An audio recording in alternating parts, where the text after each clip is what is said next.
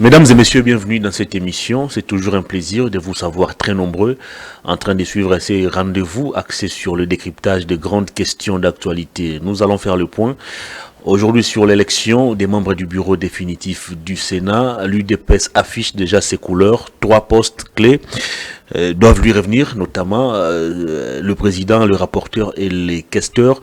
Et les autres postes doivent être débattus au niveau de l'union sacrée entre ses partenaires. Samuel Konde qui s'annonçait aussi, d'après son entourage, comme candidat président du Sénat. Est-ce qu'il va revoir à la baisse ses ambitions? On en parle dans cette émission. L'actualité, c'est aussi cette nouvelle dénonciation du gouvernement relative au brouillage de nos systèmes de positionnement global. Le gouvernement a donc saisi l'organisation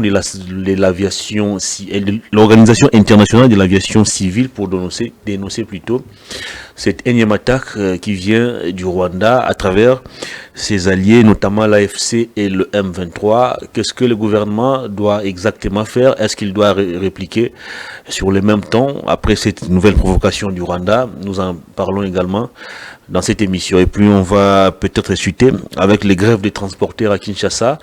Depuis hier, les Kinois sont contraints de faire le pied, pas de transport.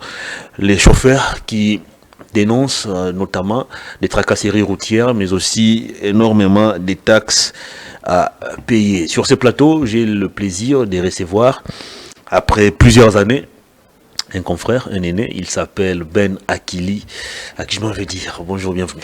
Bonjour Hervé, et merci beaucoup pour cette invitation. Ça faisait très longtemps. Ça faisait très longtemps, mais nous sommes toujours là. Mais c'est vrai qu'on ne se retrouve pas sur des plateaux. Exact. Mais quand même, on se parle au téléphone. Absolument. Et je suis très ravi de vous revoir en face. Merci beaucoup. Allez, moi je vous ai connu à l'époque. Vous étiez en train de mener un combat pour la légalité, un combat pour la légitimité. C'était pratiquement contre Fifi Masuka. Est-ce qu'à ce jour, on peut dire que vos relations sont revenus au beau fixe ou vous continuez toujours cette lutte? En tout cas, comme vous l'avez dit, à l'époque, c'était pour que la légalité puisse revenir à la tête de la province du Lualaba. Mais du moment qu'il y a eu élection, en tout cas en bonne et due forme, et Madame Masuka a été élu gouverneur, là maintenant nous pouvons l'appeler gouverneur full, donc il n'y a plus quelque chose encore à dire par rapport à ce qu'on pouvait crier haut et fort dernièrement pour dire que Masuka était en train de gérer dans l'illégalité, mais actuellement elle est vraiment dans la légalité parce que les députés provinciaux ont jeté les dévolus sur elle et elle a toute la destinée de la province du Lualaba dans ses mains, donc c'est elle qui conduit pour ces 5 ans et nous pensons qu'elle pourra faire encore de bonnes choses sur terrain pour que le peuple lualabais se retrouve dans ce qu'il a, j'allais dire, comme richesse qui regorge cette province, qui est comme étant poumon économique de la République démocratique du Congo. Donc, ça ne sert à rien encore de se frotter les mains, ça ne sert à rien encore de se retrouver sur des plateaux de télévision. Balater actuellement. Oui, balater, mais parce qu'il y a eu élection. Donc, moi, en tant que journaliste, je ne peux plus encore continuer un débat qui a été déjà clos par des élections organisées d'une manière crédible et transparente. Les députés ont fait leur choix et nous ne pouvons qu'accepter cela parce que nous devons enterrer les divergences pour regarder l'avenir afin que la province puisse aller de l'avant. Est-ce qu'à ce jour, la province du Lualaba se porte bien? Est-ce qu'il y a cette liberté d'expression, cette liberté de la presse? Est-ce que la province s'est construite ou s'est reconstruite? Bon, en fait, parce que vous le savez, je suis ici, mais de temps à autre, je pars à Kolwezi, qui est chef-lieu de la Provence. Je crois qu'il y a maintenant la paix et l'expression, la liberté d'expression y est observée, à mon humble avis, parce que les guéguerres qui étaient pressentis autrefois ne sont plus, en tout cas, comme on pouvait les constater. Parce que, comme je venais de le dire, il y a eu élection. Donc, il y a eu beaucoup de candidats qui étaient en lice et une seule personne a remporté ces élections, c'est en l'occurrence Madame Masuka. Et aujourd'hui, je crois qu'elle a basé son programme d'action sur le développement. Parce que, comme vous le savez, il était en train de dire que nous devons reconstruire la province. C'est vrai, il y avait beaucoup de chantiers ouverts sur la ville et nous pensons qu'avec son avènement en tant que gouverneur full, parce qu'il a maintenant un vice-gouverneur qui a été élu sur sa liste, et les choses iraient de l'avant. Donc aujourd'hui, à mon humble avis, tout en état à Kinshasa, je crois que la liberté d'expression y est observé et que les développements, même les chantiers qui ont été ouverts sont en tout cas en train d'être accompagnés pour que les peuples lualabais retrouvent cette robe qui a été terni à l'époque. Donc, si je parle ainsi, c'est par rapport à tout ce qu'il y avait comme échange de paroles, parce qu'il y avait des camps. Donc, l'un qui protestait la présence de Masuka, l'autre qui disait que Mouyeja a fait ceci. Mais aujourd'hui, je pense que ça ne sert plus à rien de revenir sur ces débats. Et il faut harmoniser les vues pour avancer afin que la province soit toujours considérée comme cet havre de paix. Très bien, il faut aussi noter que Mme Masuka a monté en puissance en termes sur le plan politique. Elle a mis en place un regroupement qui a raflé pas mal de sièges. Elle a des représentants au niveau des différentes assemblées provinciales ou des assemblées provinciales du Lualaba, au niveau national également. À l'Assemblée nationale, elle a aussi des élus. Elle a aussi casé même certains de ses membres au niveau du gouvernement central. À ce jour, est-ce qu'il y a une différence entre Fifi Masuka qu'on a connu durant la première ou le premier quinquennat de Félix Tshisekedi et l'actuel Fifi Masuka? Je crois que Madame Masuka, ce n'est pas pour autant dire que je suis en train de faire de son apologie ici, mais c'est une femme qui a su s'assumer, qui a su se confirmer sur le terrain. Et elle a prouvé sa suprématie sur le plan politique. Parce que vous êtes sans savoir que sur toute l'étendue de la République, il y a une seule femme qui a pu avoir beaucoup de députés au niveau national. Et même dans certaines provinces qui semblaient être difficiles pour certains candidats. Exact. Mais elle, en tant que femme, elle a réussi quand même à avoir certains postes au niveau des assemblées provinciales et même au sein du gouvernement national. Il y a les ministres qui proviennent de ces, j'allais dire, de ces plateformes politiques. Et aussi, même dans certaines provinces, il y a même des gouverneurs et vice-gouverneurs qui proviennent de ces plateformes politiques. Je crois qu'elle a pu, en tout cas, prouver sa force sur le plan politique parce que voir une femme et arriver à s'imposer pendant que la République a beaucoup de dinosaures qui sont hommes, mais elle, en tant que femme, elle arrive à se faire imposer. Je crois que c'est coup de chapeau à elle, parce qu'elle a prouvé à la face du monde que la femme peut aussi faire quelque chose, quel que soit ce que les hommes peuvent dire, peuvent raconter sur la femme, mais la femme, elle est là et elle l'a prouvé. Et je crois que nous son gouvernement, elle a sorti déjà son gouvernement. C'est dans les tractations, je crois, d'ici là, ça va sortir. Ouais, espérons qu'elle ne puisse pas violer la loi comme Bumba ici à Kinshasa, qui a d'ailleurs du mal à obtempérer à l'ordre du VPM de l'intérieur. Oui, c'est ça le problème, mais déjà il y a le Congo central qui a respecté, parce que Grace Bilolo a fait sortir son gouvernement avec 10 membres du gouvernement provincial.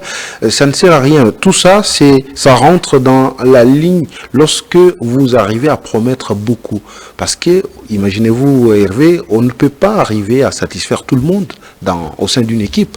Donc, il faut voir quels sont les besoins primordiaux de la population pour que l'on arrive, bien sûr, à mettre en place une équipe qui va répondre tant soit peu aux besoins de la population. Mais si vous voulez avoir un nombre, toute une ribambelle de gens parce que vous voulez faire plaisir à tel camp, à un autre, je crois que vous allez manquer même le but. Et le peuple ne va pas se retrouver. Donc, il faut rester derrière cette décision du VPM qui consiste à respecter, bien sûr, la Constitution et avoir 10 membres. Ça ne sert à rien parce que à l'époque, nous l'avions connu.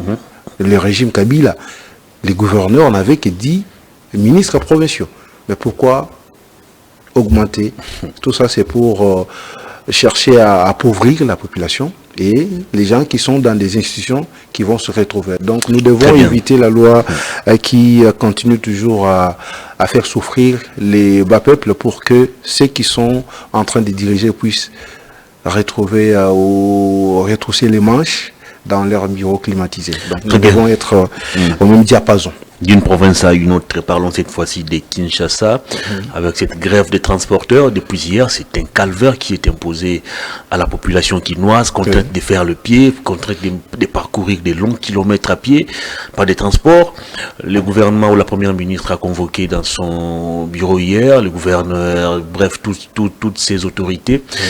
Mais jusqu'à ce mardi matin, il y a toujours pénurie des bus. Qu'est-ce qui se passe finalement? C'est à Kinshasa, le gouverneur ne sait pas encore nous dévoiler son équipe gouvernementale.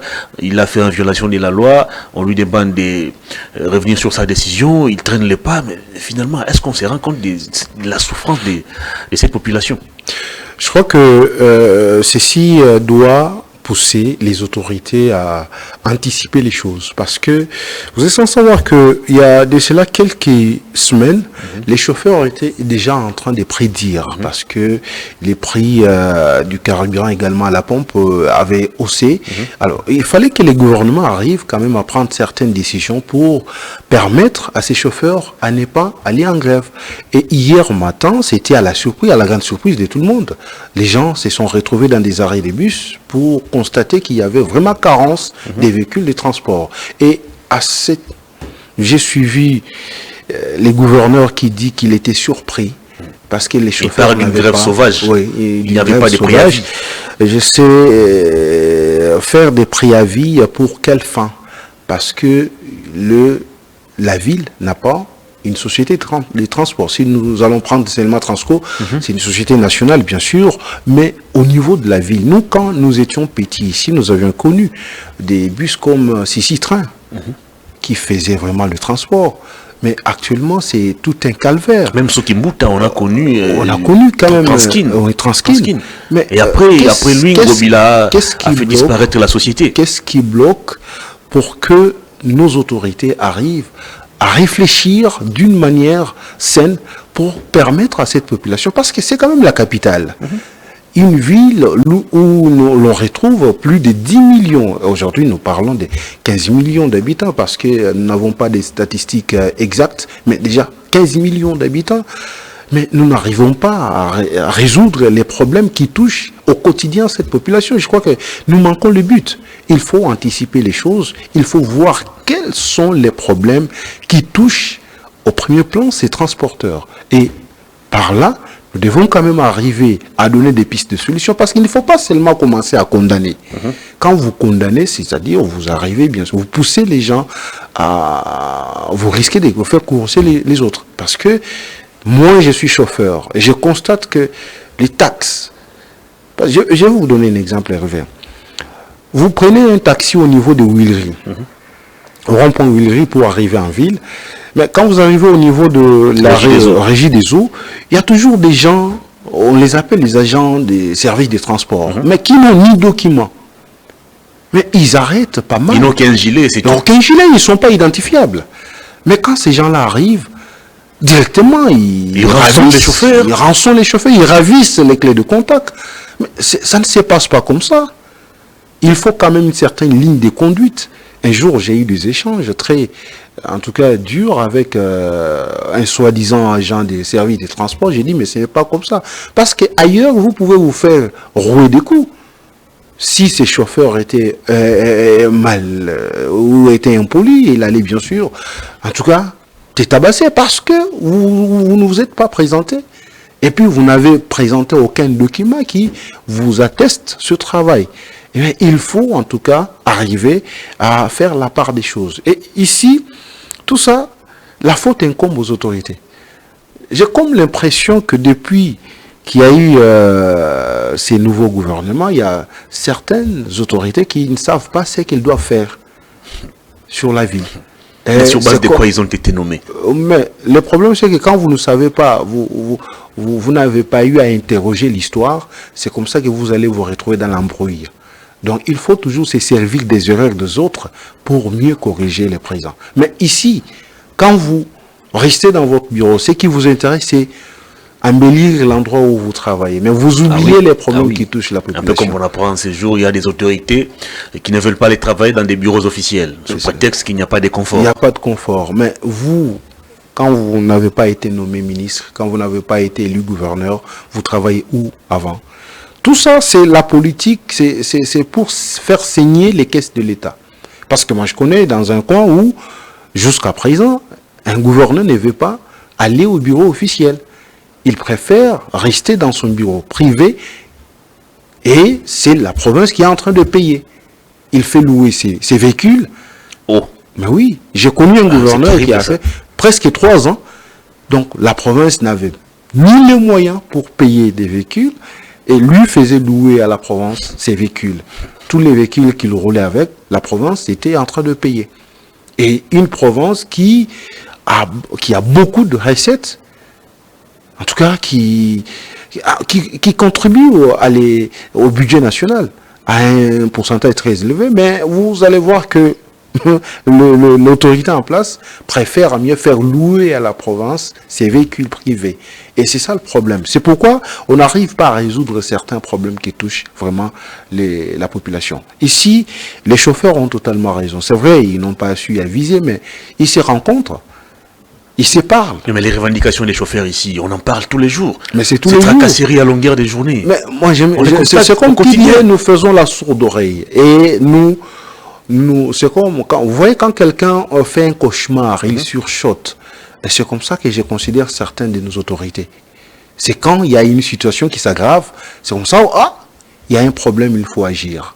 J'ai vu les porte-parole du gouvernement, M. Mouyaya, qui démontraient que, en tout cas, les choses vont se normaliser d'ici là. Et ils ont promis, même ce mardi, que les taxis devraient être là. Mais où sont les taxis en question? C'est toujours un calvaire, parce que j'ai vu, en tout cas, Transco aussi a beaucoup de problèmes. Moi, Transco, je crois que j'ai suivi l'intersyndicale qui a dit les vies ont été harmonisées et que dès ce mardi, en tout cas, la paye des 2 mois d'arriéré, en tout cas, sera effective. Espérons que les choses... Il y a beaucoup de problèmes. Hein? Bon, le pays a beaucoup de problèmes, oui, mais il faut savoir que c'est quoi les nœuds de ce problème. Moi, je me demande si on arrive à s'interroger sur ça. Parce que si il faut toujours se retrouver, se réunir pour résoudre un problème, je crois que nous faisons, comme qui dirait, un cercle vicieux. On ne sait pas anticiper les choses, mais on attend lorsqu'il y a une réaction, que l'on convoque et qu'on arrive même à intimer l'ordre. Mais non, la ville n'a pas assez de sociétés de transport en commun. Mais où sont partis les bus laissés par Kimbuta? On parle d'une 20aine ou 30aine de bus laissés par Kimbuta. Ngobila qui est venu? Mais il y avait Ngobila, aujourd'hui c'est Bumba, mais je crois que c'est là où nous nous interrogeons toujours, est-ce qu'il y a vraiment la continuité de l'État? Parce que la politique que nous vivons au Congo est telle que quand Hervé quitte, c'est lui qui le remplace, il fait en sorte que tout ce que Hervé a laissé comme trace soit effacé. Alors ailleurs, ce n'est pas ainsi. Donc nous faisons ce que nous appelons la continuité de l'État. Mais ici, nous n'avons pas cette politique. Tellement que nous aimons à ce que la population crie sur nous en bien, nous ovationne. C'est pourquoi nous restons dans cette opulence-là pour dire que non, je dois en tout cas faire taire tout ce que l'autre a fait et maintenant c'est moi, c'est ma vision. Non. Pourtant, nous devons en tout cas suivre les sentiers battus. Ce que l'autre a fait d'une belle manière, nous devons préserver cela parce que... Mais pourquoi nous devons à la longueur des journées parler de la conservation des acquis? Il faut préserver les acquis. Mais si jamais nous n'avons pas cette politique de la continuité de l'État, c'est ça aussi le problème. Tout ça parce que nous aimons à ce que la population puisse nous ovationner. Et nous sommes en train de chercher à avoir une popularité sur terrain. Mais non, quand vous êtes autorité, vous n'avez pas besoin de la popularité. Mais c'est malheureux au Congo. Quand vous êtes autorité, vous devrez avoir une popularité. Et pourtant, vous êtes là pour poser des actes qui vont aider, pas seulement aujourd'hui, mais la génération future à se retrouver. Parce qu'on a toujours dit que l'autorité doit poser des actes qui sont, même si c'est mal compris, mal apprécié au sein de la population, mais que cela puisse avoir des bonnes répercussions demain pour la génération qui arrive. Très bien. Alors, vous êtes reporter. Au quotidien, nous diffusons les différents problèmes qui rongent la société. Ouais. L'état des routes qui sont délabrées, les tracasseries de la police, des circulations routières, Bref, tout ce qui dérange la société, nous les montrons à la télé. Mais les conseils des ministres de tous les vendredis, ça sert à quoi? Qu'est-ce qui se dit là-bas? Qu'est-ce qui se discute dans ces conseils? Est-ce qu'ils prennent en compte les différentes réalités qui sont montrées dans les médias? Parce que nous sommes les ressources d'information. À un moment, je me dis, j'ai pitié du président de la République parce que ça ne sert à rien de se réunir chaque vendredi pour des problèmes qui sont devenus comme étant des problèmes de routine. Parce que c'est comme qui dirait, il s'est réuni, c'est qu'il n'y a pas de solution après. J'ai appris, comme dernièrement, lors du dernier Conseil des ministres, le président a demandé à ce qu'il y ait vraiment baisse des prix des produits de première nécessité sur terrain. Mais comment allons-nous baisser ces prix pendant que nous ne produisons rien? Tout nous importons. Je viens du Congo central, mais j'ai été sidéré de voir que ce que j'ai pu manger qui a été produit localement, ce n'est que la chouang. Ah bon? Oui. Tout provient de la Zambie. Tous ces villages-là, tous les biscuits, l'eau, tout provient de l'Angola, j'allais dire. J'ai confondu avec Asumbalis. Tout provient de l'Angola. Mais comment devons-nous, en tout cas, obliger à quelqu'un qui fait autant de kilomètres pour aller se ravitailler en marchandises et vous lui demandez, pendant qu'il a payé beaucoup de taxes, il fait ses calculs. D'abord, il ne se retrouve pas parce que dans l'alimentation, il n'y a personne qui peut me dire le contraire que, en tout cas, il y a tel Congolais a pu avoir gagné beaucoup d'argent dans ce qu'il fait comme commerce. Non. Vous allez voir, il n'y a que les petits Indo-Pakistanais, les Chinois. Et les Chinois qui se retrouvent. Pourquoi? Parce que, et quand ils prennent l'argent dans des banques, des soi-disant banques que nous avons ici au Congo, leur taux de remboursement est minime, comme on le fait ailleurs. Mais un Congolais, quand il prend un crédit à la banque ici, mais c'est comme une corvée. C'est comme une corvée et il est lié. Donc, il y a les taux de remboursement avec un grand pourcentage. Et vous ne savez pas qu'est-ce que vous devrez faire. Donc, tout ce que nous pouvons rapporter à la longueur des journées, les autorités voient. Mais j'ai comme l'impression que nous vivons dans un monde capitale, le siège des institutions. Mais c'est ça le problème. Là où les gens sont censés pratiquement tout connaître. Non, mais regardez Hervé. Est-ce que quand vous voyez les soirs, si dans ce pays nous avons des catastrophes naturelles, vous savez combien nous allons perdre des gens? Regardez les gens qui quittent la ville pour Tchangou. La foule. Allez-y au niveau du rond-point Ngaba. Allez-y au niveau du rond-point Willery. Le rond-point magasin qui rond-point magasin. Non, mais s'il y a catastrophe naturelle, mais on ne saura pas contrôler. Mais tout ça, je me demande. Et les autorités passent. Et d'ailleurs, certaines, c'est comme qui dirait, ces problèmes ne leur disent absolument rien. Parce qu'elles se retrouvent. Et eux n'ont pas. Donc, ils sont à l'abri des besoins. Absolument. Ouais. Ils sont à l'abri des besoins, mais c'est le petit peuple qui est en train de souffrir. Le problème, il faut que les autorités arrivent à prendre conscience pour dire qu'au sein de cette population, il y a aussi nos familles.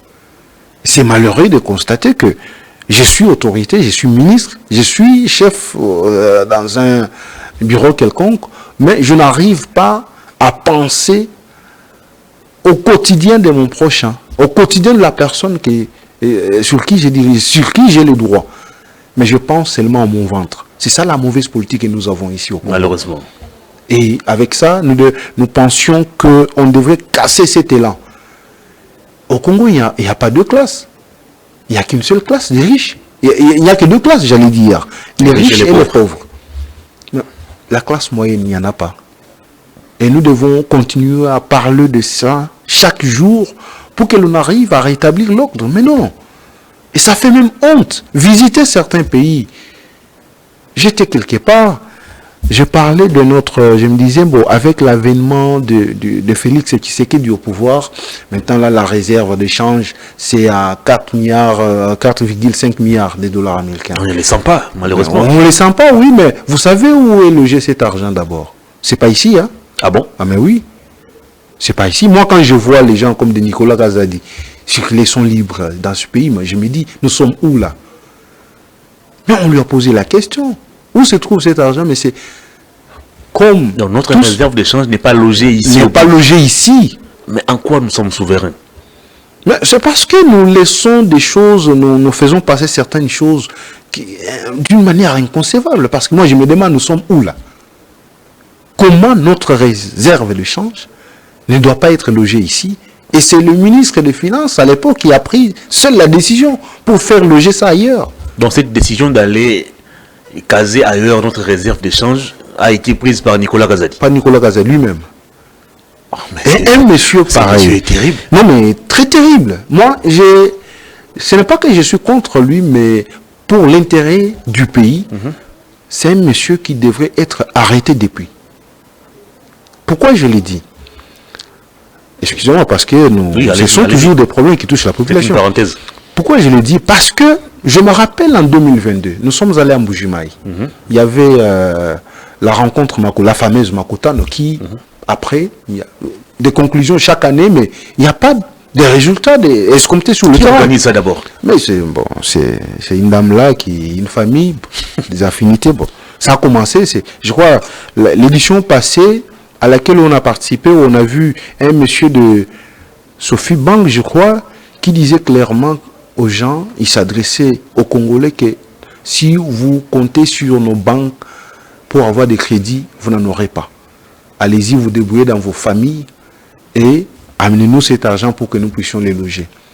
Et un tel monsieur, on doit continuer à le garder ici. C'est pourquoi j'ai dit nous avons des soi-disant banques. En 2022, Nicolas Kazadi, ministre des Finances. On arrive là. Vous savez qu'à Mbujimaï, pour voir l'électricité, c'est tout un problème.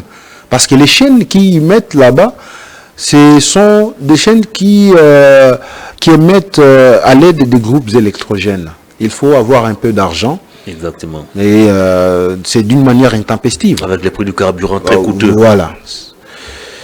On allume, les ampoules sont allumées lorsqu'on apprend que le président doit venir à Mbujimaï. Parce qu'il y a une seule société là qui est en train de desservir la population en électricité. C'est une filiale de la MIBA, on appelle ça NRK, qui utilise des centraux ou des centrales qui ont des vétustes matériels, les matériels qui datent de 1930, de 1939. J'ai pris langue avec le responsable de cette société qui, entre guillemets, arrive à desservir la population KCN au niveau de Mbujimaï, de l'électricité, mais pas de beaucoup de kilowatts. On fait les constats. Le premier ministre, Samalou Kondé, il intime l'autre, parce que je n'ai pas amené ce document, il écrit urgent. Il demande au ministre des Finances de décaisser une somme de 900 quelques mille de dollars pour arriver à aider cette société-là afin d'acquérir certains matériels qui pourraient l'aider, bien sûr, à augmenter ses kilowatts pour, bien sûr, aider, bien sûr, la population de Mbujimaï en électricité. Mais une lettre qui avait été signée en décembre, jusqu'à ce qu'il a été remplacé. Le monsieur n'a jamais débloqué cet argent.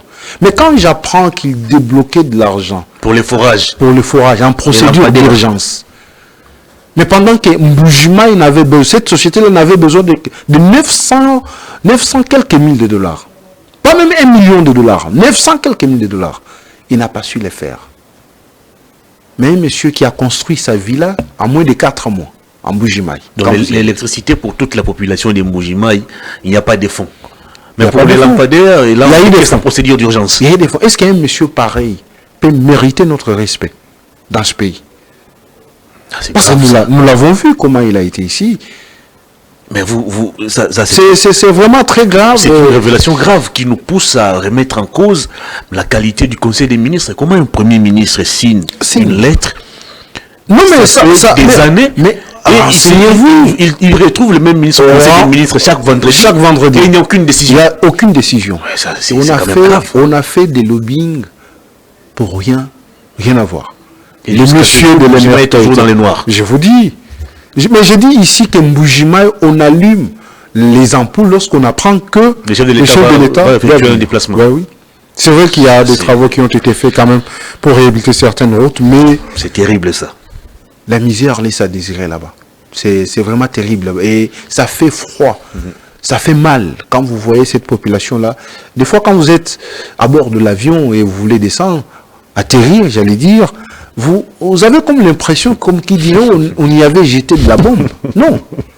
Et pourtant, Mbujimayi a connu des gens qui ont dirigé dans ces gouvernements, mais qui sont partis seulement amener, qui sont partis déposer leur argent en Suisse.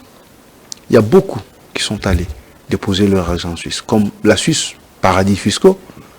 Ça a été toujours comme ça. Et un tel monsieur, quand on va dire des choses, et tout de suite on met derrière vous des gens pour commencer à vous traquer. Non.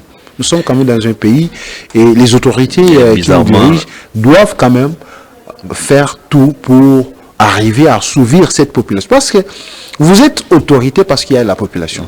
Vous ne pouvez pas diriger les chèvres ou n'importe quelle bête, mais vous dirigez des humains. Mais il avait quelle puissance ces ministres pour s'opposer à toutes les décisions, même celle du Premier ministre? Je ne sais pas vraiment, c'est très ridicule.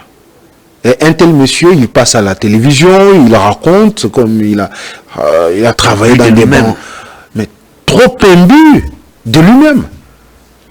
Moi je me dis, mais la République n'a pas besoin de tels messieurs.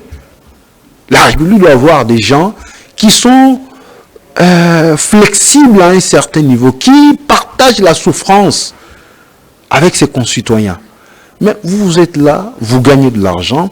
Vous savez, même pour payer la dette intérieure, c'est tout un problème. Ces gens se sont vraiment organisés. Ils ont mis, dans la chaîne de dépenses, ils ont mis leurs gens là-bas. Quand ils constatent que, ça c'est pour payer la dette de Hervé, on le fait rapidement. Non, on ne va pas le faire rapidement. Parce que vous êtes Congolais, on va le bloquer. Ils vont venir commencer à vous proposer, non, vous voyez, pour négocier. Comme vous avez 5 millions, on doit vous payer 5 millions, il faut que il y ait aussi 1,5 million qui doivent rester, tout ça pour négocier. Mais si vous vous demandez la dette publique intérieure, ce sont les étrangers qui sont beaucoup payés. Pourquoi? Parce que ces gens-là retrouvent leur commission, pas les Congolais. Prochainement, revenez avec toute la documentation possible, comme ça on va. Mais vous le savez, on va décrypter. Vous le savez toujours. À large cette question. Ouais. On a toujours eu à nous faire documenter pour ne pas raconter des bobards sur les plateaux de télévision. Très rapidement, parlons de cette dénonciation du gouvernement, toujours les gouvernements. Qui pour certains se plaint un peu trop face à cette situation, à cette agression rwandaise. On parle actuellement du brouillage de notre GPS, système de positionnement global. Le gouvernement a saisi l'Organisation internationale de l'aviation civile pour dénoncer cette énième aventure du Rwanda.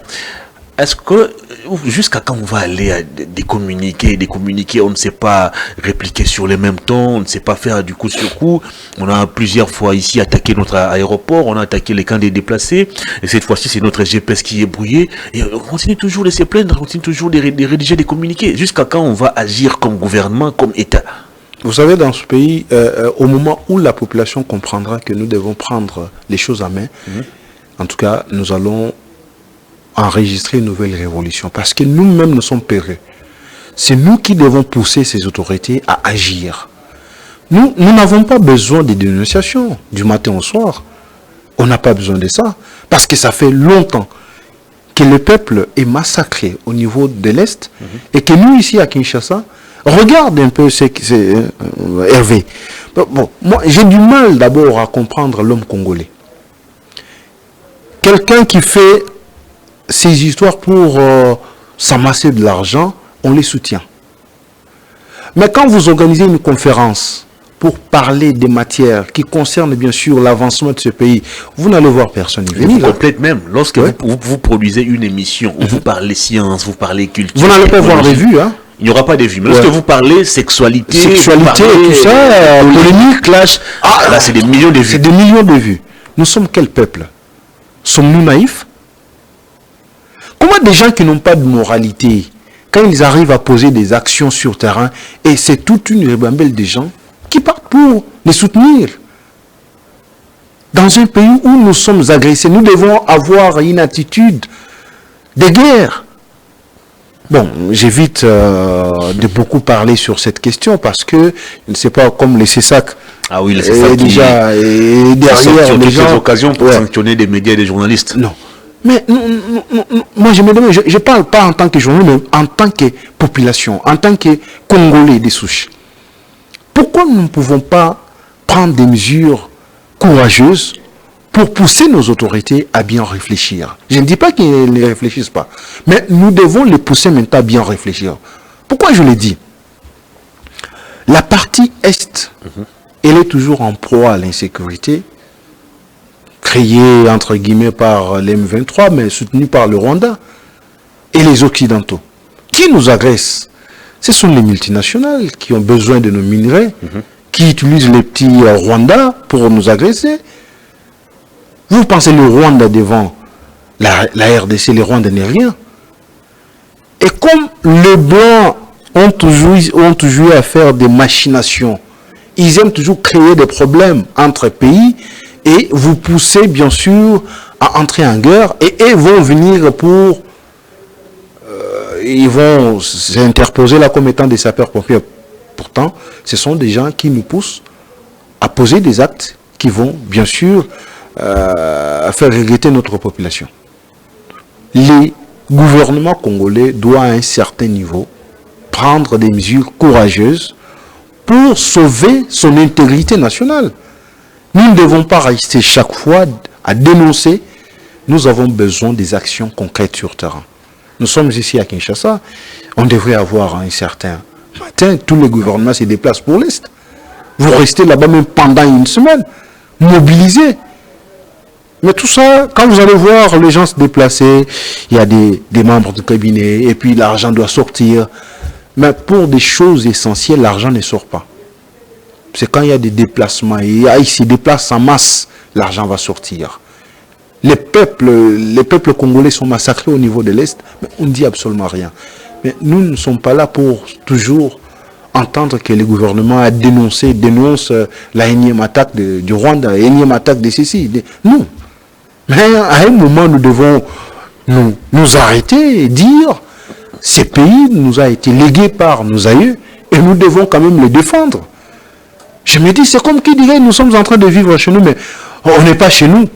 Nous avons peur même de prendre certaines décisions, mais ce n'est pas normal.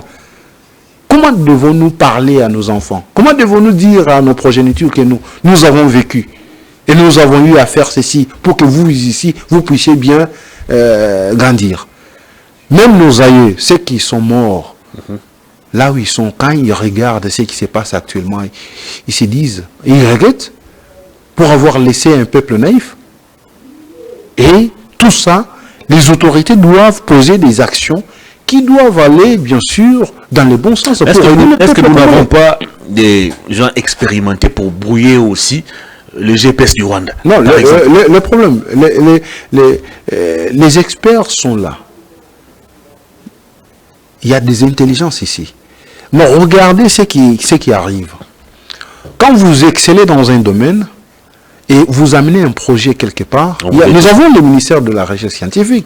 Vous savez combien déjà partent là-bas pour déposer leurs projets et qu'après, ces projets sont détournés pour remettre à quelqu'un, membre de famille, parce qu'il a des fonds qui seront décaissés. Voilà. Et il faut que ces fonds-là reviennent à la famille. C'est pas comme ça qu'on dirige une nation. C'est pas comme ça qu'on dirige tout un peuple. Nous devons saisir des opportunités, comme le latiniste le dit, les carpe diem, saisir des belles opportunités quand elles se présentent. Voir quelles sont les intelligences que nous avons ici. Moi, j'ai rencontré des jeunes qui vous font des choses sur le plan informatique, mais vous dites que ces gens,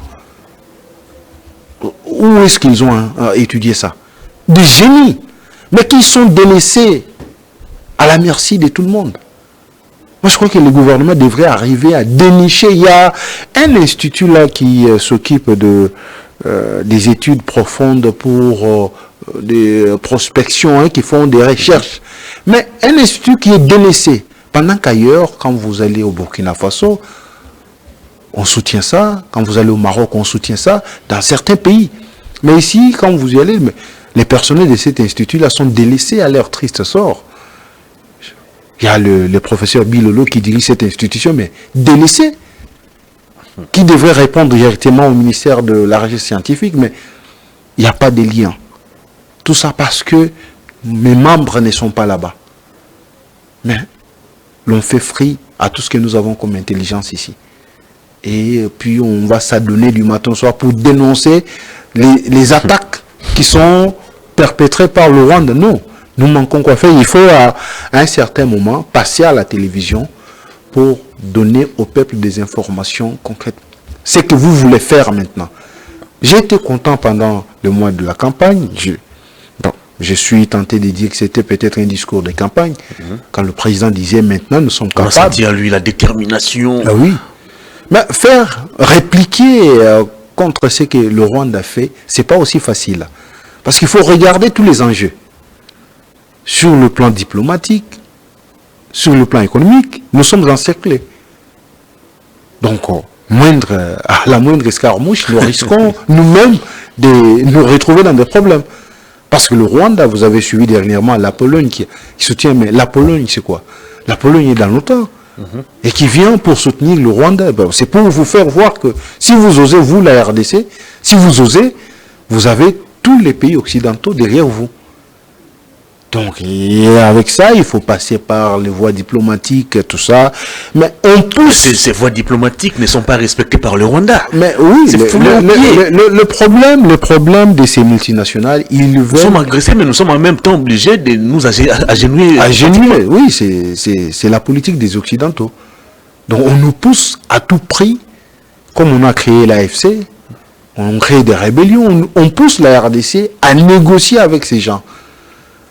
Et quand vous négociez, ils vont vous imposer leurs lignes de conduite et vous allez accepter.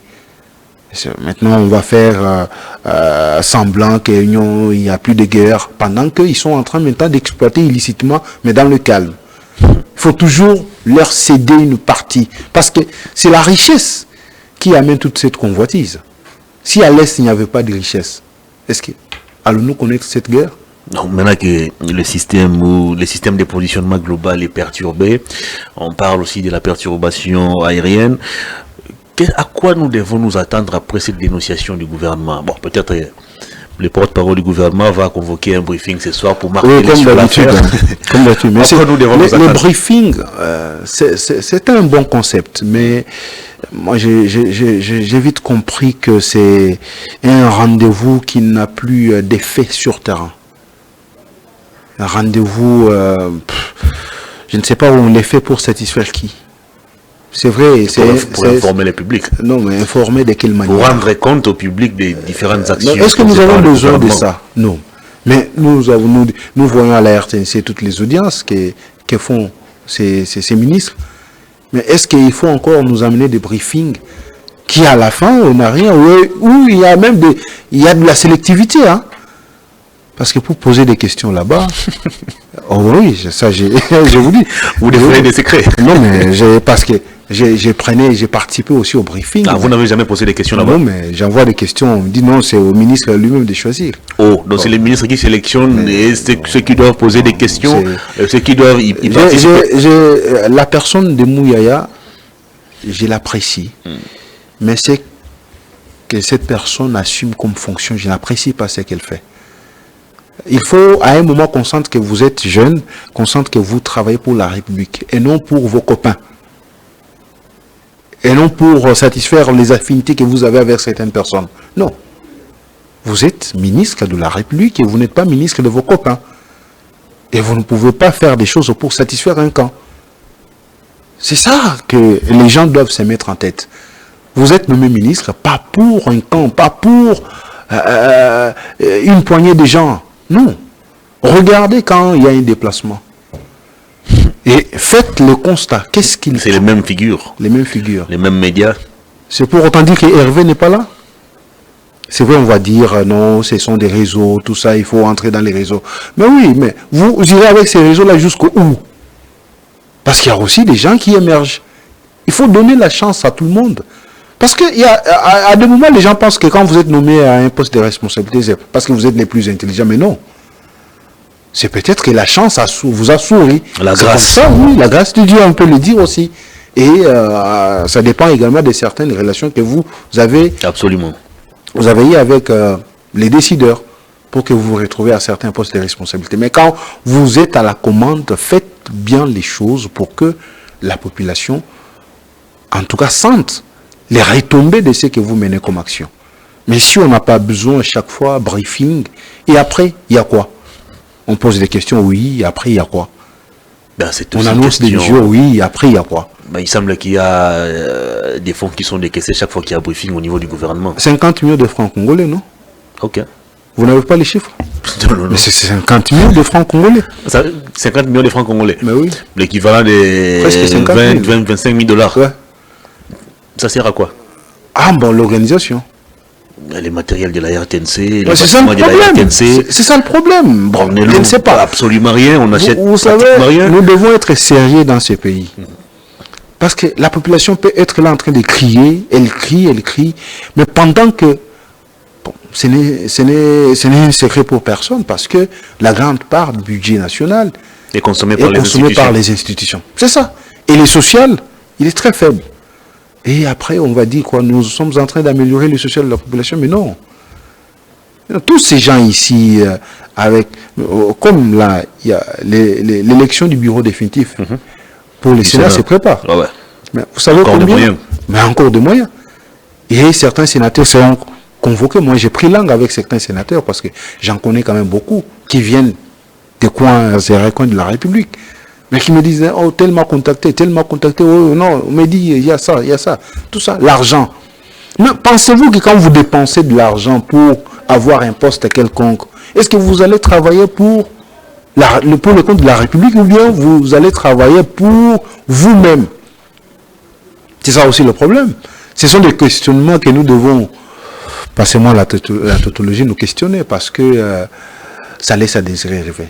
En conclusion, qu'est-ce que les Congolais doivent attendre de cette nouvelle attaque ou qu'est-ce que les Congolais doivent espérer du gouvernement congolais pour peut-être trouver la solution? Mais des mesures courageuses, à prendre des mesures courageuses pour que l'on sente que nous avons un papa. Quand vous êtes à la maison, peut-être... La mesure courageuse, c'est déjà un briefing qui va se tenir incessamment. Oui, mais les briefings, je ne suis pas contre ça, mais c'est juste des retrouvailles entre amis. Et j'ai comme l'impression que nous manquons, qu'est-ce que nous pouvons dire? Il y a eu dernièrement, il y a briefing, et puis j'ai vu un concept dernièrement, 30 ans ça suffit. Non. Qui passe à la RTNC régulièrement et sur des chaînes partenaires. 30 ans ça suffit. Non. Il a créé aussi un autre concept de récapitulatif ou récapitulation. Et tout ça pour quelle fin? Nous avons quel résultat après? C'est vrai, nous tous nous parlons, nous condamnons l'agression rwandaise, nous dénonçons tout ce qui s'est fait, mais les gouvernements à son retour, qu'est-ce qu'il fait? Pour passer à la télé, nous dire que non, il y a eu ça, ici, et puis après, qu'est-ce que vous entrevoyez? Qu'est-ce que vous prévoyez pour vraiment faire taire tous ces bruits afin que la population vive en paix? Est-ce que nous renvoyons d'abord l'attitude d'un pays agressé? Avoir les fonctionnements de nos autorités, avoir leur façon de se conduire. Est-ce que nous reflétons vraiment l'état d'un pays agressé? Avoir aussi certaines décisions, notamment du côté du CESAC, nous sommes agressés, mais on nous interdit d'en parler. C'est le comble. Vous savez, il est toujours bon, quand vous n'êtes pas à la commande de quelque chose, vous parlez beaucoup. J'ai vraiment du respect envers le président du CESAC, mais ces derniers temps, j'ai comme l'impression qu'il a un peu dérapé. Il a un peu dérapé dans ses prérogatives. Parce qu'il ne suffit pas de suspendre un journaliste ou un compatriote pour avoir parlé ou évoqué de la question de la guerre tout au long de son émission. Mais il faut, en tout cas, écouter les contenus. Qu'est-ce que l'on a dit? Est-ce qu'on a condamné les gouvernements ou bien on condamne les pays agresseurs? Et nous devons, nous Congolais, devons nous comporter chaque matin, chaque jour, comme étant des gens qui sont agressés. Mais qu'est-ce que nous faisons ici? Quand vous allez déjà dans les débits de boissons ici ce matin, c'est déjà plein. C'est déjà plein. Aucune mesure. Comme qui dirait ce qui se passe à l'Est, mais c'est vrai, on va nous dire, est-ce que les gens ne se marient pas là-bas? Est-ce qu'on va... Non, mais nous devons, en tout cas à un certain moment, prendre certaines choses avec responsabilité. Parce que la situation de l'Est laisse à désirer. Autant de morts que nous avons déjà enregistrés. Mais ici, Chaque vendredi, on se retrouve au Conseil des ministres. Chaque semaine, on est au cours des briefings, nous suivons les briefings. Mais après, la population, elle attend de vous à ce que vous arriviez à prendre des mesures courageuses. Exactement. Pour des actions concrètes. Mais oui, pour que nous puissions, en tout cas, demain et le lendemain, dire non, en tout cas, à un certain niveau, les gouvernements frappaient fort. Mais on n'a pas besoin des choses qui vont, en tout cas, nous amener dans des débats inutiles, que tel a fait les pleins au stade, tel n'avait pas fait les pleins. Donc, nous sommes distraits dans ça et pendant que les pays voisins sont en train de piller nos richesses. Merci beaucoup. Allez, on va terminer cette émission. Votre commentaire sur cette élection des membres définitifs au Sénat. L'UDPS veut déjà 3 postes. Les présidents, les rapporteurs et puis les questeurs. Est-ce que vous voyez Sama Lukonde décider finalement de présenter de manière officielle sa candidature, ou vous pensez qu'il va peut-être s'aligner derrière l'option levée par l'UDPS? Bon, en fait, je me rappelle lorsque le président de la République a été dernièrement à Lubumbashi, j'ai vu certains notables katangais, de l'espace Katanga, en tout cas faire une déclaration disant merci au chef de l'État pour avoir jeté son dévolu sur Sama Lukonde pour qu'il devienne président du Sénat. Et ces communiqués étaient diffusés en boucle dans des médias. L'UDPS qui réclame déjà ces 3 postes, je ne sais pas... Sans consulter même ses alliés de l'Union sacrée. C'est ça le problème. Je crois que les consultations devront être faites avec les membres du Présidium, pour qu'elle en arrive, bien sûr, parce que Sama est membre du Présidium. Et au niveau de l'UDPS, on vous dit que leurs conclusions ne seront transmises qu'au président de la République, qui est l'autorité des références. Donc au niveau de l'Union sacrée, il ne faut plus rien. Je sais, rien. Tout ce que je donne comme conseil, il ne faut pas chercher à frustrer les gens, parce que déjà, les pays a beaucoup de problèmes. Et tout ça, c'est la politique. Lorsqu'on veut satisfaire ses ventres, on veut satisfaire le ventre. Et on veut à ce que tous les moyens soient retrouvés toujours dans un même camp politique, non. Il faut aussi aider d'autres formations politiques à se retrouver. C'est là où nous allons constater que à la veille, peut-être d'ici 2-3 ans, il y aura des défections. Absolument. Ouais, il y aura des défections parce qu'il y aura des gens qui seront mécontents. Déjà pour l'Assemblée nationale, il y a des gens mécontents, il y a des mécontents. Les gouvernements, il y a des mécontents. Au Sénat. Mais au Sénat également, il y a des mécontents. Mais réclamer des postes, oui, mais pour quelle fin? Il faut qu'on ressente que la population puisse en tout cas subir d'une manière positive des retombées de ce que vous donnez ou de ce que vous amenez comme gestion. Exact.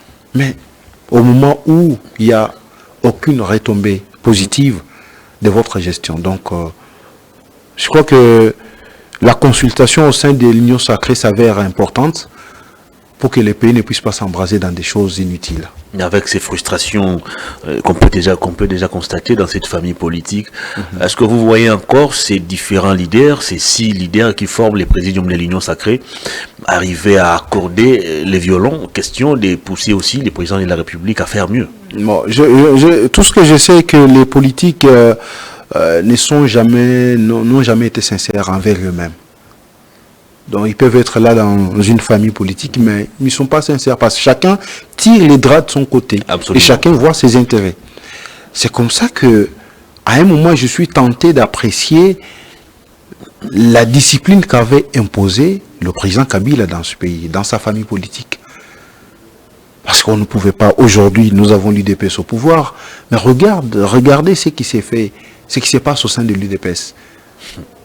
Le président qui est en exercice, il est destitué par un autre camp, on dit qu'il n'engage plus le parti, et donc les histoires sont vaille-que-vaille, et ils sont faites en pêle-mêle.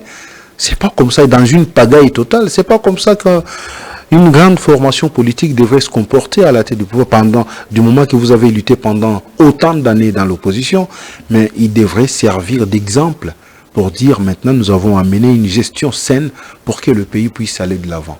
Mais chercher à s'accaparer de certains postes clés au sein des institutions, je crois sans pour autant avoir des consultations directes avec vos alliés, je crois que ça va toujours amener des frustrations.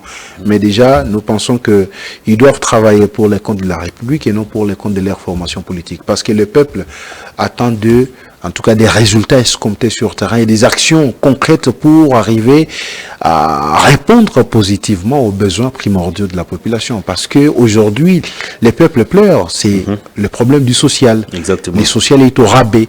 Et nous devons multiplier des efforts pour que le pays arrive à produire et sur le plan économique, que l'on sente qu'il y a vraiment des retombées positives sur la population.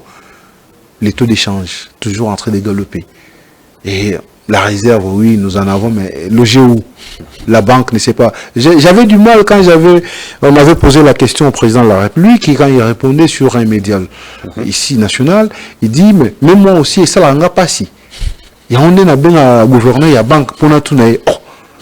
Je dis quand le numéro 1 aussi, ça lui fait mal, en tout cas. Mais que dire de nous, petits peuples? Donc, nous demandons à tous ceux-là qui sont nommés dans des postes clés de pouvoir travailler pour les comptes de la République. Vous n'êtes pas là pour vos familles, vous n'êtes pas là pour vos copains, mais vous êtes là pour le peuple. Très bien, on a terminé cette émission. La Déjà ouais, on a terminé cette émission pratiquement. Sinon, une dernière question, toujours en rapport avec le Sénat. Pour certains, Sam Al-Konde a été déjà mieux servi pendant le premier quinquennat du chef de l'État. Il est temps pour lui peut-être de s'y reposer durant ses deuxièmes mandats du président. Il est déjà élu sénateur, qu'il puisse siéger comme simple sénateur et qu'il ne puisse pas en tout cas espérer briguer le poste de président du Sénat. Est-ce qu'on peut interdire à un homme politique d'avoir des ambitions? Non, non. Je crois que les gens qui disent qu'il a été bien servi, il n'a pas été bien servi. Pendant qu'il était, parce que c'est un monsieur non conflictuel. Donc il préservait sa dignité pour ne pas avoir de conflits. Et il préservait sa dignité en même temps au niveau de l'opinion. On avait l'impression comme s'il était faible. Mais oui, c'est pour cela que même le ministre des Finances ne répondait pas à ses appels. Ah bon? Mais je vous dis. Même à ses appels? Mais oui, à un certain moment. Nicolas, tout puissant Nicolas. Oh non, mais ce sont des gens. Lui mérite un procès public, Nicolas, pour tout ce qu'il a, pour tous les mal qu'il a eu à faire à ce pays. Il mérite un procès public. Ça, je le réclame en tant que citoyen congolais. Vous savez, nous avons été au Maroc aux réunions annuelles de la Banque mondiale du FMI. Qu'est-ce que je constate? Moi, je suis congolais, journaliste congolais, qui se retrouve à ces réunions-là.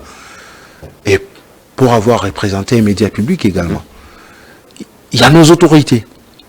Mais les autorités du pays, de mon pays, refusent de me recevoir.